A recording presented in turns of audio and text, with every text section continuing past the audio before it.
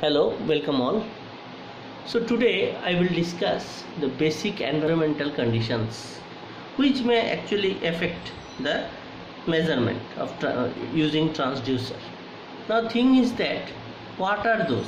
What are the basic environmental conditions? There are lots. Okay. So one by one I will discuss everything. First 2 points that I have taken here is temperature changes and pressure changes. I have decided to discuss these two in this specific discussion. Now you just see the temperature change and pressure change. In the earlier lecture also I have taken a example. Just try to understand that this temperature, pressure, flow, level, humidity, pH, these are all different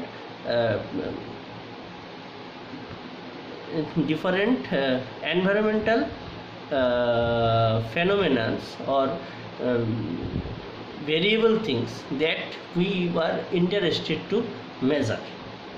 Okay, so now you see in this I have taken an example of a hot liquid bath. So this is a bath, hot liquid bath. Say there is an inlet of the bath and there is an outlet.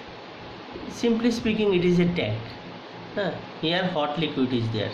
Just consider I am pouring some hot liquid inside this and I am taking it out using another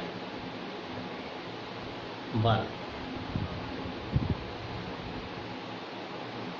So as I have told, these are all variable things like temperature, pressure, humidity, pH, then other things. So these are all physical and chemical parameters.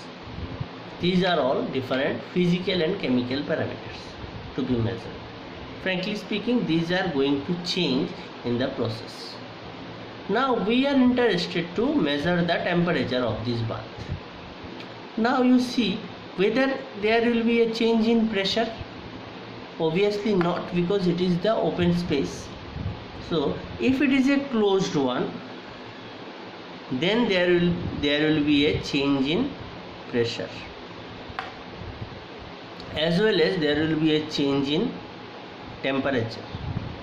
Now if you are interested to measure the temperature as well as pressure using two different materials, say you are using the metallic strips. I am using another ink for that. Say you are using a metallic strip,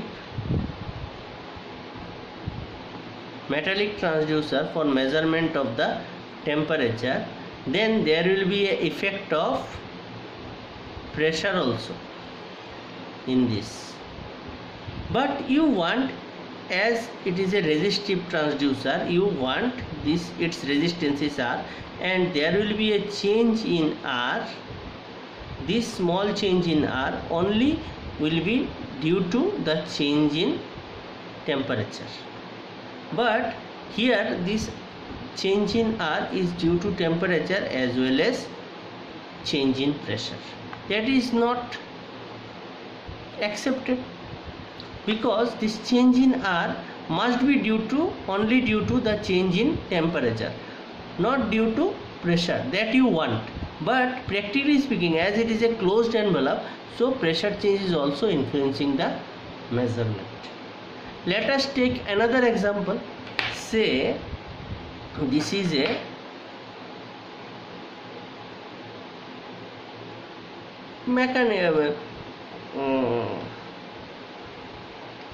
say I am taking a inductive type of measurement, like say you can consider as LVDT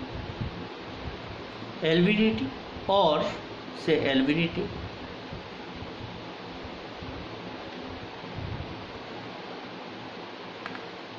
or say level measurement. You are using some inductive transducer.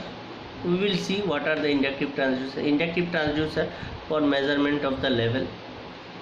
Say this is you are using for displacement measurement, this is for level measurement. You have used the technology of inductive transducer. Say nearby there is a big transformer. Due to the leakage in the flux, there will be a external magnetic field which will cut the coils. Here also this flux will cut. So the output E naught, and here also if it is E naught, the output level is being expressed in terms of E naught. Here the displacement is being expressed in terms of E naught. That will hamper due to the external flux phi, which is not acceptable. Say I am noting it phi n as noise, so it is affected by the phi n, which is not acceptable. So these type of things, like here I want only change in R due to temperature, but pressure is also affecting. Say here I want this change in output E naught only due to this displacement small d in either direction, but it is also due to this phi n, constant phi n or variable phi n. Here level must be due to the change in level, but it is the phi n is also affecting this. So it is some environmental conditions that is affecting the actual measurement. Okay, now you consider this problem is for pressure measurement. Say here I have used the pressure as an environmental condition. Now I will import the temperature as a environmental condition. Say in this closed chamber I am interested to the change in pressure. For that I have placed a, now you consider it as I have placed a pressure sensor, resistive type pressure sensor inside this. Whether we are going to put it or not, that is separate thing.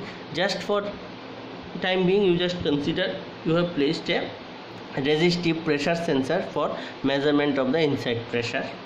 Okay, now this pressure element, resistive element is put, and its resistance is going to change. This delta R is the change in resistance in the resistive element only due to the change in pressure.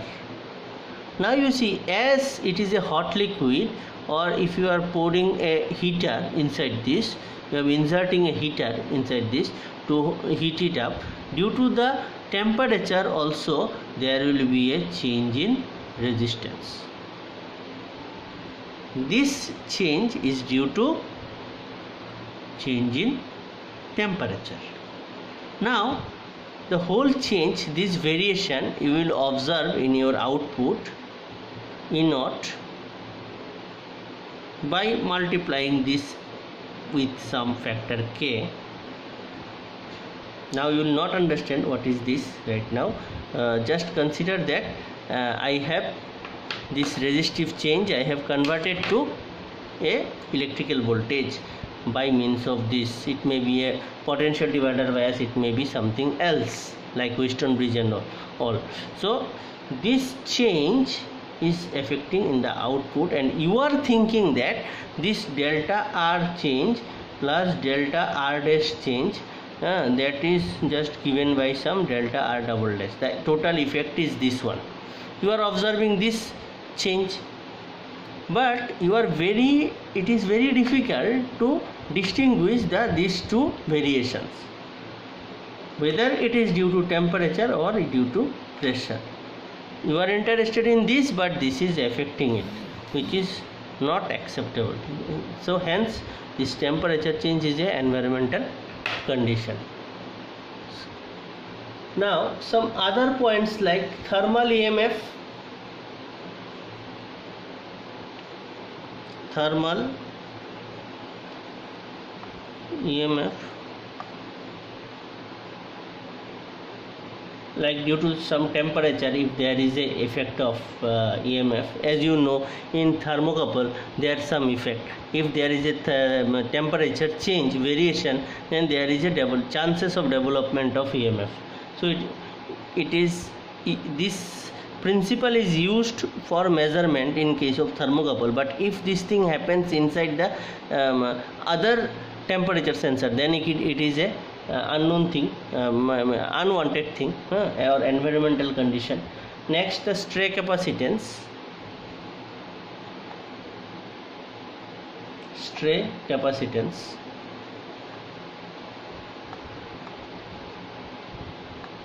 What is this? So in different component with respect to earth, there is a effect of some capacitance build up, that is called the stray capacitance. And that may also be happen. Suppose in a circuit there are different components and there is a earth line, so there may be a chances of formation of capacitance between this component and this earth. This is called stray capacitance. Then effect of external fields. Then the effect of external fields. Okay, so magnetic coupling or magnetic shielding, those things are required. What is external effect of external fields? Say, as I have told earlier, there is a magnetic circuit. Say magnetic circuit. In this nearby a big source of magnetic flux is there. That flux is linked with the magnetic circuit. For that reason, what we have to do, we have to go for a proper magnetic coupling as well as magnetic shielding.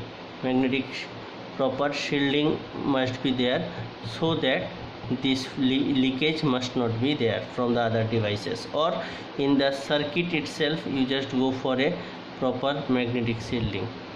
This is very costly, but if required you may go for it. Next is the similar to the stray capacitance, there is another capacitance, is called cross capacitance. Cross capacitance also may build up. Cross capacitance means here it is the capacitance. Stray means the component to the ground, and this is the capacitance build up between two devices, is called cross capacitance. Crosstalk, you know this. Next, aging of equipments. This is not called crosstalk. In crosstalk it is responsible. Okay, this cross capacitance is responsible, one of the reason. Then aging of equipments, you know this, in some component or device, if there is a aging problem in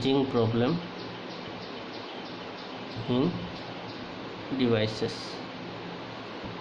So there are some problem of aging. If it is old, then this problem, the device is facing this problem, then you must replace the device if you observe some aging there. Okay, thank you.